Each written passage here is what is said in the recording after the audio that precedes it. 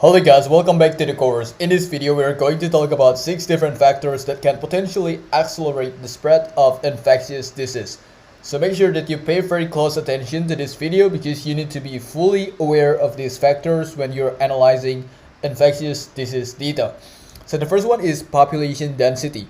High population density in urban areas facilitates close human interactions, which will potentially increase the likelihood of disease transmissions. Okay, so we're going to use this data as a case study. So let's say we're going to compare New York City with Anchorage, Alaska. As you guys can see, New York City has very dense populations. Look at this, 28,211 people per square mile. So the population is very dense. And let's say we're going to compare it with Anchorage, Alaska. As you guys can see, the populations in Anchorage, Alaska is not very dense. It's only 175 people per square mile. So it's nowhere close compared to New York City. So let's say there is a virus outbreak or there's a pandemic in New York City and also Anchorage, Alaska. I'm pretty sure this disease is going to spread way faster in New York City because the population is more dense, right? There are more people and obviously more interactions between people. And that's the exact opposite with Anchorage, Alaska. The population is less dense. It means there is less people there, and obviously there will be less interactions between people there. So the virus is going to spread, but it's going to be significantly slower compared to cities like New York, right? Okay, so now let's move on to the second one here, travel and mobility. So modern transportation system allow people and goods to move rapidly across regions and even continents, enabling disease to spread globally.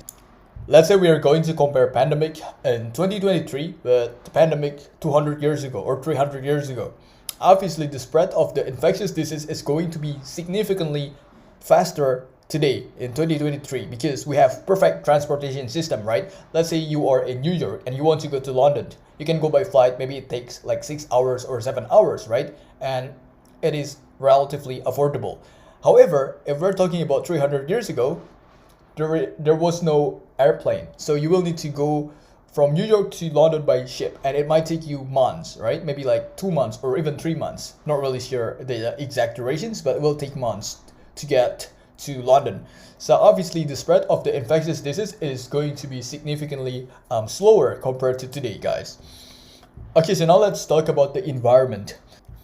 Poor sanitation, contaminated water sources, and improper waste disposal can potentially lead to the spread of the infectious disease. So let's say you are in the middle of pandemic.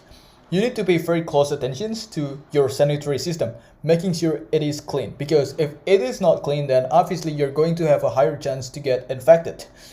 Okay, so now let's talk about the fourth factor, healthcare accessibility. So limited access to healthcare services or hospitals and medical resources can hinder the early detections and treatment of infectious diseases, allowing them to spread unchecked. Okay, so think about this.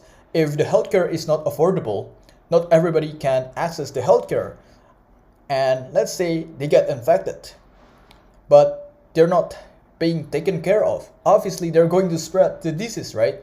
So having a accessible healthcare is very important, especially if you are in the middle of pandemic, because you want to make sure that you slow down the spread by treating people who have been infected, right? Okay, so now let's talk about factor number 5, herd immunity. Low vaccination rates and reduced herd immunity can leave populations vulnerable to infectious disease. So in most cases, at the beginning of the pandemic, you don't have the vaccines, right? And there will be lots of people who get infected. But as more and more people get infected and more people recover from that virus, we slowly build a herd immunity, right? People are getting more immune, more resistant to that virus. So at one point, you're going to see the transmission rate or the infection rate is going to slowly decrease. Okay, so now let's talk about the antigenic variations. This is factor number 6.